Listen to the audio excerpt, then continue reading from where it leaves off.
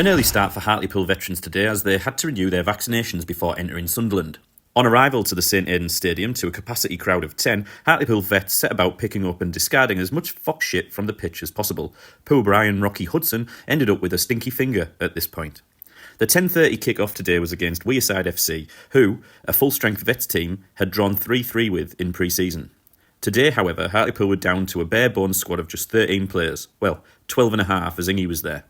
Hartlepool got themselves organised quickly, pre-match, with the small numbers somehow galvanising the team. They had a plan and were sticking to it.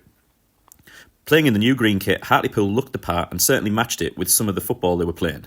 First warning shot was by Chris, the Bobby Phelan, who had clearly been to Specsavers midweek and sorted his prescription out. He rattled the Wearside bar with a half volley from the edge of the box.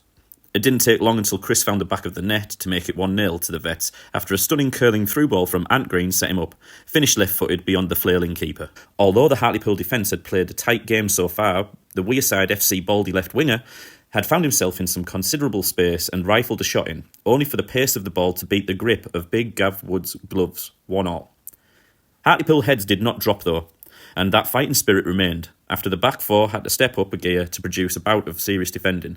David Jockwright found himself gipping, trying to hold down his ritual pre-match haggis. A couple of moments on his knees sorted him out. That's what she said. It was end-to-end stuff in a closely battled match with both teams playing a fair game.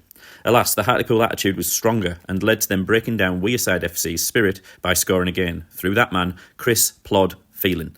This time, the ball was worked down the right and found its way to female fan favourite Andy Viagra Park. At first, our very own metrosexual seemed to have the touch of a rapist, but then quickly recovered to loop the ball deftly over the defender's head towards Phelan, who kept his composure and finished on the volley under pressure to the bottom right corner, 2-1 Vets. Half-time whistle was blown and the Vets gathered together to tell each other how good they are, and then straight back on for the second half. No sooner had they kicked off and Hartlepool had won themselves a corner, Tomo Hudson stepped up to take it, having already spotted that the Wearside goalkeeper, 1, didn't like to catch the ball and 2, liked to be out of position on corners. Tomo neatly and cleverly curled the ball into the back post, 3-1. The game went on, as did Hartlepool's determination. The talking across the team, the work they did for each other, and the entire attitude was second to none. A few funny moments were had, to be honest, and other weeks they would have definitely warranted a cockshirt wearing stint. Andy Park missed from 2 yards. Gav Woods flawed Friday and rolled him in fox shit. Friday played a lacklustre right-footed ball back to Gav, putting the team in trouble.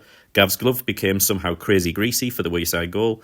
Jock almost spewing his haggis up after just 5 minutes. Generally, though, those mistakes led to nothing, as everyone played and worked for each other. Every one of Hartlepool Vets had an outstanding game. Teamwork makes the dream work. Another mad shift put in by Frag today, who covered every blade of grass, despite still being on his period. Got him a well-deserved man of the match. Thornaby Town next week. If Hartlepool turn up with the spirit they had today, they're capable of beating anyone. Bring them on. E-I-E-I-E-I-O, up the 4th division we go. Up the Vets!